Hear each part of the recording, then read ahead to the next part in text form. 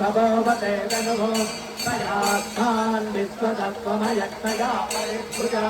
नमस्ते अश्वायुधाय नाथदाय वैष्णवे उपाभ्यां करे नमो भावुभ्यां तव धन्वने परिते धन्वनो वेदिरस्मान् अतोयनिषिद्धवारे अस्मन्निधेहितम्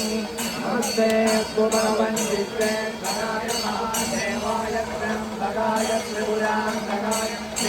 निगाय गाराग्निरुद्राय नीलकण्ठाय सत्यं जगाय सर्वेश्वराय सदाशिवाय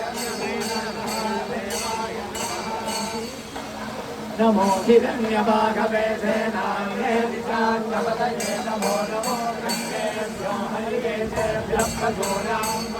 नमो नमः श्रीमते भगीनां पतये नमो नमो भद्रसाय विद्याधिने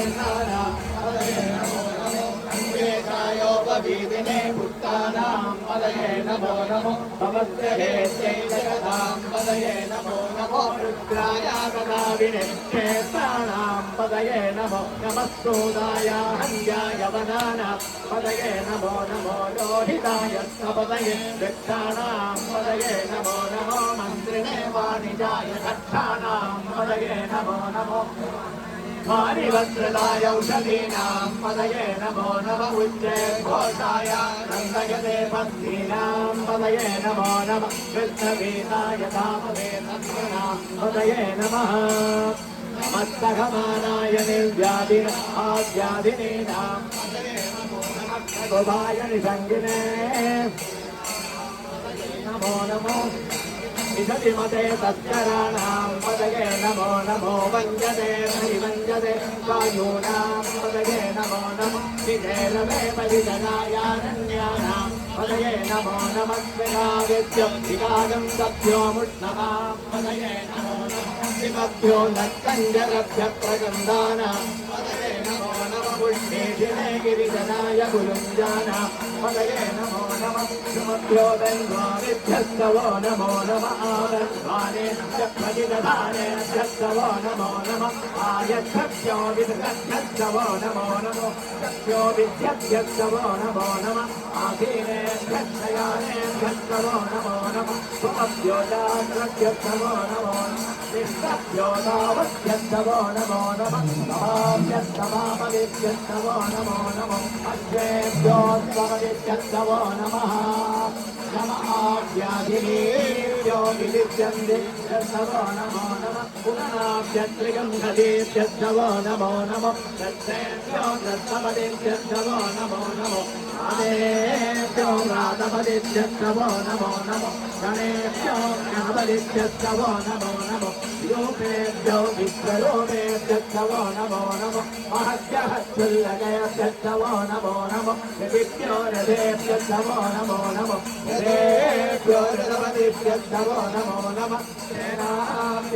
सेनाभ्यस्तवो नमो नमः शस्त्रभ्यस्तवो नमो नमः कक्षभ्यो रथकारेभ्यस्तवो नमो नमः कुलालेभ्यस्तमारेभ्यस्तवो नमो नमः सिंगिष्टेभ्यो निषादेभ्यस्तवो नमो नमः इषभ्यो दण्डकृभ्यस्तवो नमो नमः मृगयभ्यस्वनिभ्यस्तवो नमो नमः स्वभ्यस्वपदिभ्यस्तवो नमः नमो भवाय नमः धर्माय नमः पतये नमः श्रीलक्ष्मीवाय रचितकण्ठाय नमः परस्येकचित्तकेशाय नमः सहस्राक्षाय जगन्मने नमः गिरिजाय विविष्टाय नमो नीरुत्तमाय सुमते नमो तत्त्वाय नमो मनाय नमो मृगते नवर्षीयते नमो वृद्धाय नमः वृद्ध्वये नमो आज्ञयाय प्रथमाय नमः आधवेजाय नमः येन्द्रियाय दधीर्याय नमः गोभ्याय वत्सन्याय नमः क्रोधस्याय द्वेन्द्राय नमो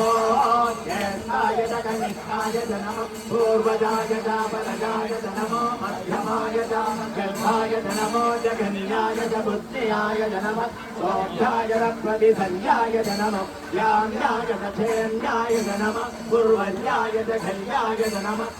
वक्याय दावधान्याय नमः वन्याय दक्षाय नमः नवाय परिश्रवाय नमः आशुषेणाय चादुरदाय नमः शूराय चापविन्दते नमः वर्मिणे नवरूपिणे नमः पिण्डिने जगवदिने नमः सुराय सुरसेनाय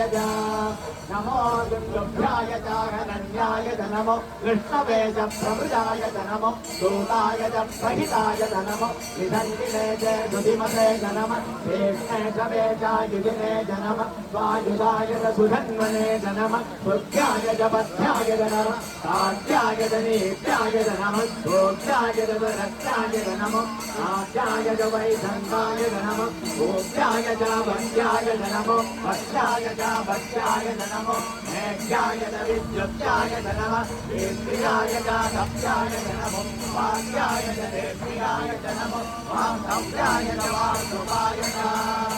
ॐ हर हर हर हर ॐ नमः सोमाय च रुद्राय च नमः साम्राय कारुणाय च नमः गङ्गाय च पशुपतये च नमः उग्राय च भीमाय च नमो अग्रे वधाय च दूरे वधाय च नमो अग्रे दहनीयते च नमो वृक्षेभ्यो हरिवेदेभ्यो नमस्काराय नमः सम्भवे च मयो भवे च नमः शङ्कराय च मयस्कराय च नमः शिवाय च शिवतराय च नमः वेद्याय च भोज्याय च नमः आद्याय च भार्याय च नमः करणाय च करणाय च नमः आद्याय च नाद्याय च नमः षष्ट्याय च धेन्याय च नमः शिरस्याय च प्रवाद्याय च